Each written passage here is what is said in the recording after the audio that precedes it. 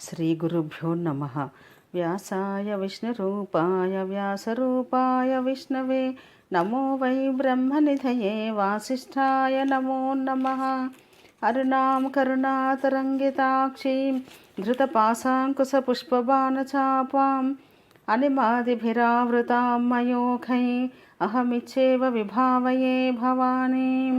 శ్రీమాత్రే నమః. ఓం శ్రీ శివాయ శంకరాయ నమః. అందరికీ నమస్కారం అండి. మీరు మొదలుపెట్టే ముందు ఈ ఛానల్ని సబ్స్క్రైబ్ చేసుకోమని ప్రార్థిస్తున్నాము. శ్రీమాత్రే నమః. ఓం శ్రీ శివాయ గురవే నమః. దాశరథికి దేవీ దర్శనం. జనమేజయ, నారదుడే పూనుకున్నాక ఇక లోటేముంది? రాముడు ఉత్సాహంగా నవరాత్రి వ్రతం చేశాడు. పీఠం పెట్టి జగన్మాతను ప్రతిష్ఠించాడు. హోమము, మంత్రజపము, బలిదానము జరిగాయి. ఉపవాస దీక్షతో భక్తి శ్రద్ధలతో నిత్యార్చనలు జరుపుతున్నాడు.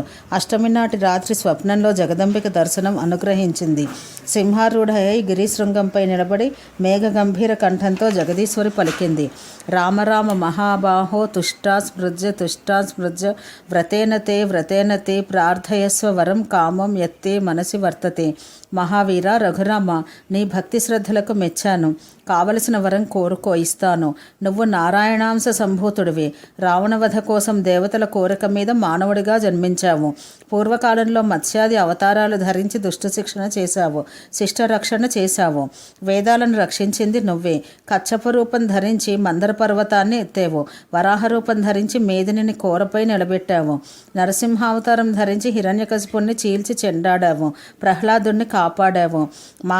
వామనావతారంతో బలిచక్రవర్తిని కికురించి త్రివిక్రముడిగా విజృంభించావు. పరశురాముడిగా క్షత్రియులను జయించి భూమిని అంతటిని కశ్యపుడికి ధారపోసావు. ఇప్పుడు దశరథరాముడిగా జన్మించావు. రావణ పీడితులైన దేవతలు నిన్ను ప్రార్థిస్తే ఈ అవతారం ధరించావు. దేవాంశ సంభూతులైన కపీశ్వరులు నీకు ఈ మహాకార్యంలో సహాయపడతారు. వారికి నా శక్తి అంశ ఉంటుంది. ఆదిశేషుడు లక్ష్మణుడిగా అవతరించాడు. అతడు ఇంద్రజిత్తుని సంహరించడం కోసమే జన్మించాడు. రామ, నీకు జయం కలుగుతుంది. పాపిష్టి రావణుని సంహరించి సుఖంగా రాజ్యపాలన సాగించు. 11,000 సంవత్సరాల పాటు నీ పాలన నడుస్తుంది. అప్పుడు తిరిగి వైకుంఠానికి వెడదువుగాని. జనమేజయ, ఈ మాటలు చెప్పి సింహవాహన అదృశ్యమైంది. రాముడు సంతుష్టాంతరంగుడై వ్రతాన్ని దీక్షతో పూర్తి చేశాడు. దానాలు, అన్న సంతర్పణలు యథాశక్తిగా నిర్వహించాడు. విజయదశమి నాడు వానరసేనతో లంకాపట్టణంపైకి దండయాత్ర సాగించాడు. సేతుబంధనం చేసి లంకలో ప్రవేశించి రావణుని సంహరించాడు. లోకంలో ఎన్నో పురాణాలు ఉన్నాయి. అవి ఏవి దేవి భాగవతానికి సాటిరావు. ఇది శ్రోతలకు విశేష ఫలదం, భుక్తిముక్తిప్రదం. సంచన్యాని పురాణాని విస్తరాని బహూని చ శ్రీమద్భాగవతస్యాస్య నా తుల్యానీతి మే మతి. శ్రీమాత్రే నమః. చతుర్థ స్కందము. శ్రీమాత్రే నమః. సౌనకాది మహామునులారా, సర్వజ్ఞుడైన వ్యాసుడి సన్నిధిలో దొరికేసరికి జనమేజయుడు తన సందేహాలను అన్నింటినీ తీర్చుకోవాలనుకున్నాడు. ఒక్కసారిగా చాలా ప్రశ్నలు గుప్పించాడు. వ్యాస మహర్షి, నువ్వు సర్వజ్ఞుడివి, వంశచరిత్రలు అన్నీ తెలిసిన వాడివి, మా వంశాన్ని నిలబెట్టిన వాడివి కనుక అడుగుతున్నాను. దయచేసి నా సందేహాలు తీర్చు. సూరసేన సుతుడైన వసుదేవుడికి శ్రీహరి పుత్రుడుగా జన్మించాడని కథ విన్నాను. దేవకి వసుదేవులను కంసుడు కారాగారంలో బంధించాడని, వారికి పుట్టిన 6 బిడ్డలను సంహరించాడని, అష్టమ గర్భంగా శ్రీహరి కారాగారంలోనే జన్మించాడని, అటుపైన గోకులానికి చేరాడని, అంతటి కుమారుడున్న దేవకీ వసుదేవులకు కారావాసం తప్పలేదని విన్నాను. ఇలా ఎందుకు జరిగింది? ఈ దంపతుల పూర్వజన్మ సుకృతమా దుష్కృతమా ఇది? వీరికి ఒక ఆడపిల్ల పుట్టిందని ఆ పసిబిడ్డను కంసుడు నేలకు విసిరికొడితే ఆకాశంలోకి ఎగిరి అష్టభుజగా మారిందని విన్నాను. నిజమేనా? ఈ పసిబాల ఎవరు? శ్రీకృష్ణుని గృహస్థ జీవితం ఎలా సాగింది? అతడికి చాలామంది భార్యలు ఉండేవారని తెలిసింది. అతడి దేహత్యాగానికి సంబంధించి కొన్ని వదంతులు వ్యాప్తిలో ఉన్నట్టున్నాయి. వాటికేమి కానీ అసలు ఏమి జరిగిందో తెలిసిన వాడవు నువ్వు. ఆ సత్యం నాకు ఎరకపరచు.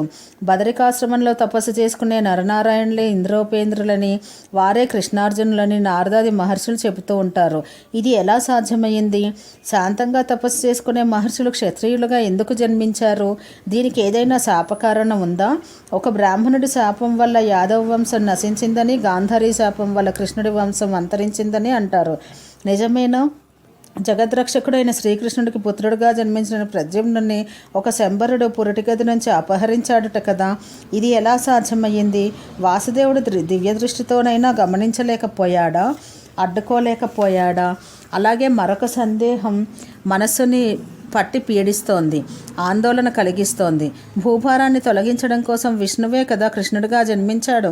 అంతటి వాడు తానే ఎవరికో భయపడి మధురా రాజ్యాన్ని వదిలేసి ద్వారవతికి పారిపోవలసిన అవసరం ఎందుకు వచ్చింది? చివరి రోజుల్లో శ్రీకృష్ణుడి భార్యలకు ఏ రక్షణమూ లేకుండా పోయింది. దొంగలు దోచుకున్నారు. ఇదేమి దారుణం స్వామి? ఏమిటి దీనికి కారణం?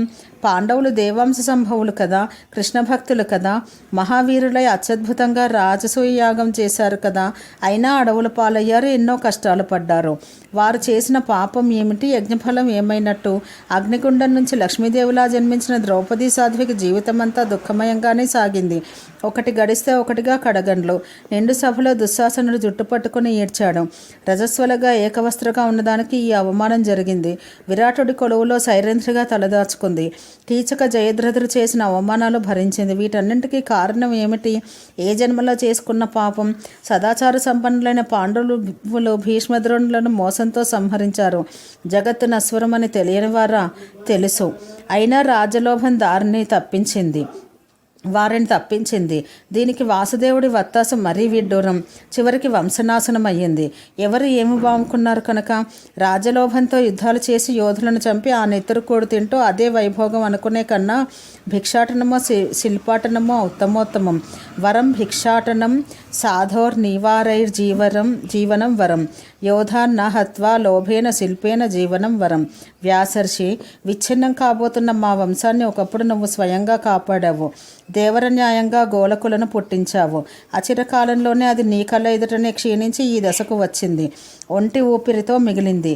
నా తండ్రి పరీక్షిత్తు ఒక తపస్సుని అవమానించడం అనేది చాలా అనూహ్యమైన సంఘటన. ఏ క్షత్రియుడు చెయ్యని ఈ ఘోరాన్ని మా తండ్రి ఎందుకు చేశాడు? ఎలా చేశాడు? నాకేమీ అర్థం కావడం లేదు మహానుభావ. ఇలాంటివి సందేహాలు నన్ను తొలిచేస్తున్నాయి. వివరంగా చెప్పి నా మనసును కుదుటపరచు. వ్యాసుడు చేసిన కర్మ ప్రబోధం. జనమేజయ, ఏమి చెప్పమంటావు? అన్నింటికీ ఏకైక కారణం కర్మ. దాని గతి విలాసాలు తెలుసుకోవడం దేవతలకే సాధ్యం కాదు. ఇంకా మానవుల సంగతి చెప్పాలా? రాజన్, కిమేతద్వక్తవ్యం కర్మణాం గహనో గతి దుర్జ్ఞేయ కిల దేవానాం మానవానాం చ కా కథ. ఈ త్రిగుణాత్మకమైన జగత్తులో దేని పుట్టుకైనా కర్మానుసారమే జరుగుతుంది అనడంలో సందేహం లేదు. జీవులు అనాది నిధనులు, కర్మబీజ సముద్భవులు. రకరకాల జన్మలు ఎత్తుతున్నారు, పుడుతున్నారు, గిడుతున్నారు. ఇదంతా కర్మానుసారమే జరుగుతోంది. కర్మరహితంగా దేహ సంయోగం ఉండదు. శుభ అశుభ శుభాశుభ మిశ్రమ రూపంగా కర్మలు 3 విధాలు. వీటినే పుణ్యకర్మలు, పాపకర్మలు, పాపపుణ్య సమ్మిశ్రిత కర్మలు అని కూడా అంటారు. జనమేజయ, ప్రతి జీవికి సంచిత కర్మ అనగా పూర్వజన్మల్లో సంపాదించుకున్నది, ప్రారబ్ధ కర్మ అంటే వర్తమానంలో సంపాదించుకున్నది, ఆగామి కర్మ అనగా రాబోయే కాలానికి చెందినది. ఇవి 3 కర్మలు తప్పక ఉంటాయి. సుఖదుఖాలకు ఇవే కారణం. ముసలితనం, శోకం, హర్షం, మృత్యువు, కామక్రోధాది అర్షడ్వర్గము ఇవన్నీ దేహగత గుణాలుగా కనబడతాయి. కానీ వీటన్నింటికీ మూలం కర్మమే. ప్రాణికోటిలో చరాచర జగత్తులో ఏదైనా సరే పుట్టడం మొదలుకొని గిట్టడం వరకు ప్రతి సంఘటన, ప్రతి ఆలోచన, ప్రతి కదలిక కర్మఫలమే. బ్రహ్మాది దేవతలు, సూర్యచంద్రులు అంతా కర్మానుబద్ధులై సంచరించేవారే. కర్మ అనాది నిధనం, ఆది అంతము లేనిది, నిత్యం. ఈ దృష్టితో జగత్తు నిత్యము అనిత్యమా అనే చర్చ ప్రాచీన కాలం నుంచి జరుగుతోంది. ఇప్పటికీ మునీశ్వరులు ఆ తర్కంలోనే మునిగి ఉన్నారు. మాయావర్ణంలో చిక్కుకుంటే జగత్తు నిత్యంగానే భాషిస్తుంది. కారణం ఉండగా కార్యాభావం అనగా కార్యం జరగకపోవడం ఎలా ఉంటుంది? అన్నింటికీ అన్ని వేళలా మాయ అనేది నిత్యతా కారణం. ఈ జగత్తు అంతా కర్మ నియంత్రితమై తిరుగుతోంది. విష్ణుమూర్తి అంతటివాడు గర్భవాసాలు చేస్తున్నాడు. వైకుంఠ భోగాలను విడిచిపెట్టి మత్స్యాది క్షుద్ర జంతువులుగా గర్భవాస దుఃఖం అనుభవించాడంటే కర్మ కాకపోతే ఏమిటి కారణం? మలమూత్రాలతో నిండిన గర్భకోశంలో 9-10 నెలల పాటు నివసించే నరకాన్ని ఎవడైనా కోరుకుంటాడా? ఇదేమైనా వనవిహారమా, జలకాలాటలా, హంసతూలికా తలుపమా కోరుకోవడానికి? కాళ్ళు చేతులు మునగదోసుకుని అధోముఖంగా పడుకునే అవస్థను తెలివున్నవాడెవడూ కోరుకోడు.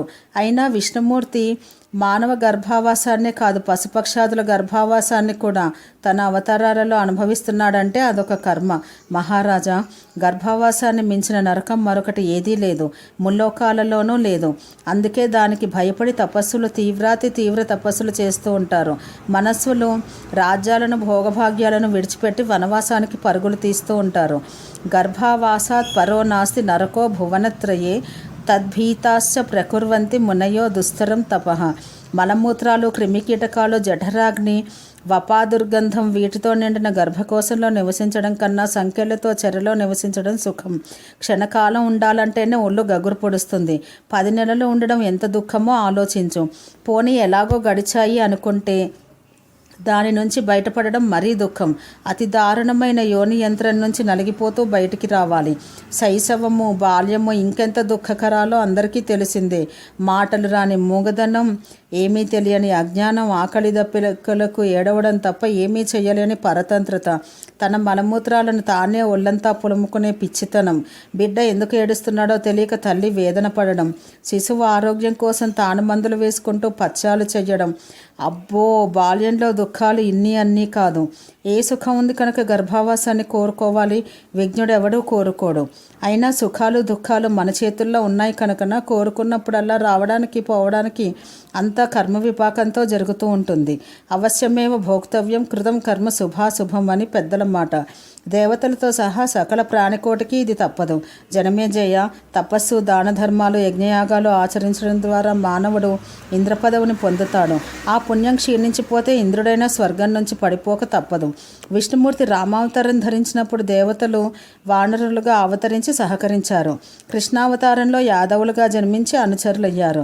ఇలా ప్రతి యుగంలోనూ విష్ణుమూర్తి అవతారాలు ధరిస్తూ ఉంటాడు, ధర్మ సంరక్షణ చేస్తూ ఉంటాడు. ఇదొక ధర్మచక్రం. రాక్షసులను తానే స్వయంగా సంహరించడం విష్ణుమూర్తికి కర్తవ్యం. అందుకోసం ధరించినదే కృష్ణావతారం. ఆ కథ అడిగావు కదా, చెబుతున్నాను, ఆలకించు. దేవకి వసుదేవుల జన్మ వృత్తాంతం. ఒకప్పుడు కశ్యపుడు అంటే బ్రహ్మదేవుడి మనవడు యజ్ఞం చేస్తూ వరుణుడి గోవుని అపహరించి తెచ్చాడు. అతడు వచ్చి ఎంత బతిమాలినా తిరిగి ఇవ్వలేదు. దానితో వరుణుడికి కోపం వచ్చింది. మానవ జన్మ ఎత్తి భూలోకంలో గోపాలుడుగా జీవించమని చెప్పించాడు. నీ భార్యలిద్దరూ నీతో పాటే మానవ జన్మలు ధరిస్తారు. ఆవికి దూరమై మా దూడలు విలపిస్తున్నాయి, అలాగే నీ భార్యలు పుత్రశోకంతో విలపిస్తారు అని వరుణుడు చెప్పించి రుసరుసలాడుతూ వెళ్ళి విషయమంతా బ్రహ్మదేవుడికి విన్నవించాడు. బ్రహ్మదేవుడు కశ్యపుడిని పిలిపించి వరుణుడి గోవుని అపహరించినందుకు నిందించి పరమదారుణము సర్వపాప కారణము అయిన లోభగుణాన్ని వదులుకోమని హితవు చెప్పి మర్యాద రక్షణం కోసం తాను అలాగే చేసి చెప్పించాడు. భార్యలిద్దరితోనూ భూలోకంలో అంశావతారంగా జన్మించి యదువంశంలో గోపాలుడుగా జీవించమన్నాడు. అలాగే కశ్యపుడు వసుదేవుడుగా, అతడి భార్య అదితి దేవకీదేవిగా, మరొక భార్య సురస రోహిణీదేవిగా జన్మించారు. కశ్యపుడి భార్యలలో అదితులు ఇద్దరి మధ్య సవితిపోరు ఎప్పుడూ సాగుతూ ఉండేది. ఒక సంఘటనతో మనసు కష్టపెట్టుకున్న దితి తన సవితి అదితికి వీరిద్దరూ దక్ష ప్రజాపతి కూతుర్లే శాపం ఇచ్చింది. నీకు పుట్టిన పుత్రులు 7 వరకు పుట్టినవాడు పుట్టినట్టు చనిపోతాడు అని చెప్పించింది. ఇలా శపించడానికి దారితీసిన సంఘటన ఏమిటా అని అడగబోతున్నావు కదూ, అదే చెబుతున్నాను. అది చాలా భయంకరమైన సంఘటన. ఈర్ష్యాసూయలు ఎంతటి పాపానికైనా ఒడికట్టిస్తాయనే దానికి నిదర్శనం. విను. దితి కన్నా ముందే కడుపు పండి అదితికి ఒక మగబిడ్డ జన్మించాడు. అతడే ఇంద్రుడు. అమిత తేజోబలశాలి, సురనాయకుడు. దితికి కడుపు మండింది, భర్తను వేడుకొంది. ఇంద్రుడికి అన్ని విధాలా సాటి వచ్చే కొడుకును అనుగ్రహించమని అర్థించింది. కశ్యపుడు అంగీకరించాడు. వ్రతం ముగిసేసరికి ఇంద్ర సమానుడైన కొడుకు జన్మిస్తాడని అభయం ఇచ్చాడు. ఆమె గర్భంలో తన వీర్యాన్ని నిషిక్తం చేశాడు. గర్భిణిగా ఉన్నప్పటికీ నేల మీద పడుకోవడం, శుచిని పాటించడం మొదలైన వ్రత నియమాలను నిష్ఠతో ఆచరించింది దితి. నెలలు నిండుతున్న కొద్దీ ఆమెలో ఒక తేజస్సు అతిశయిస్తూ వచ్చింది. ఇది గమనించిన అదితికి అసూయ కలిగింది. తన కొడుకుతో సాటి వచ్చే కొడుకు తన సవితికి జన్మించబోతున్నాడనే వాస్తవాన్ని జీర్ణించుకోలేకపోయింది. ఒక రోజున ఇంద్రుణ్ణి పిలిచి దుర్బోధ చేసింది. గర్భస్థ శిశువుగా ఉన్నప్పుడే శత్రువుని సంహరించి ఉత్పత్తిని అడ్డుకోమని, సుఖపడమని ఉపదేశించింది. పుట్టి పెరిగి బలపడ్డాక కష్టపడి సంహరించడం కన్నా ఇది తేలిక కదా అని ఆలోచించమంది. ఉపాయం కురు నాశాయ శత్రోరజ్జ విచించచ ఉత్పత్తిరేవ హంతవ్యా దిత్యా గర్భస్య శోభన. శత్రువు అంకురించాడు అంటే క్షయరోగంలా వృద్ధి పొందుతాడు, వ్యాపిస్తాడు. తెలుసుకో. అప్పుడు అదుపు చేయడం అసంభవం. కనుక ఇప్పుడే మేలుకో. నా హృదయాన్ని ఇనుపమేకులా హింసిస్తున్న దితి గర్భాన్ని ఏదో ఒక ఉపాయంతో వెంటనే ఛేదించు. నాకు మనశ్శాంతిని ప్రసాదించు. కన్నతల్లి ప్రబోధాన్ని ఆలకించాడు ఇంద్రుడు. తన అవసరాన్ని గుర్తించాడు. సరే అని బయలుదేరాడు. సవితి తల్లి దగ్గరకు వెళ్ళాడు. సవినయంగా భక్తితో పాదాభివందనం చేశాడు. అమ్మా, ఎంత నీరసంగా ఉన్నావో చూడు. అసలే వట్టి మనిషివి కావు. పైగా ఈ వ్రత నియమాలు ఒకటి. చూస్తూ ఊరుకోలేక నీకు ఏదైనా సేవ చేద్దామనిపించి ఇలా వచ్చాను. చెప్పమ్మా, ఏమి చెయ్యమంటావో? నువ్వు పరమ పతివ్రతవు. నీ పాదసేవ చేస్తే నాకింత పుణ్యము పురుషార్థమును. గురు శుశ్రూష వల్ల ఉత్తమగతులు లభిస్తాయంటారు. నిజం చెబుతున్నాను. నీకు మా అమ్మకు నా దృష్టిలో భేదం లేదు. ఒట్టు అంటూ పక్కనే కూర్చుని కాలు పిసకడం మొదలుపెట్టాడు. గురు శుశ్రూషానాత్ పుణ్యం లభతే గతిమక్షయం నమే కిమపి భేదోస్తి తథాదిత్యా సపేకల. ఆ పిచ్చి తల్లి ఈ మాటలు విశ్వసించింది. బాగా నీరసపడి ఉందేమో. ఇంద్రుడు కాళ్ళు పడుతుంటే హాయిగా ఆదమర్చి నిద్రపోయింది. ఇదే అదను అనుకున్న ఆ ఇంద్రుడు యోగ విద్యాబలంతో సూక్ష్మరూపం ధరించి దితి గర్భంలోకి ప్రవేశించాడు. తన వజ్రాయుధంతో గర్భశిశువును 7 ముక్కలుగా ఖండించాడు.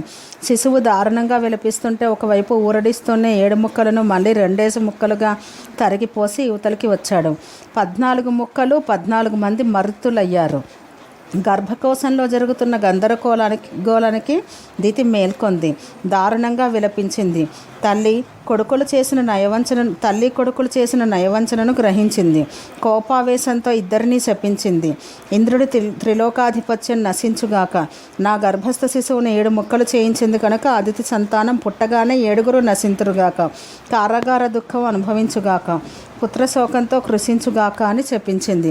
అప్పటికి కశ్యపుడు అక్కడికి వచ్చి మరింక శాపాలు ఇవ్వకుండా అడ్డుకున్నాడు. ప్రేమగా లాలనగా ఓదార్చాడు. కళ్యాణి, చాలు, ఇక శపించకు. కోపాన్ని నిలవరించుకో. నీ గర్భస్థ శిశువు 14 ఖండాలు అయ్యాడు కనుక 14 మంది మరుతులు అవుతారు. ఇంద్రుడితో సమస్కంధులు అవుతారు.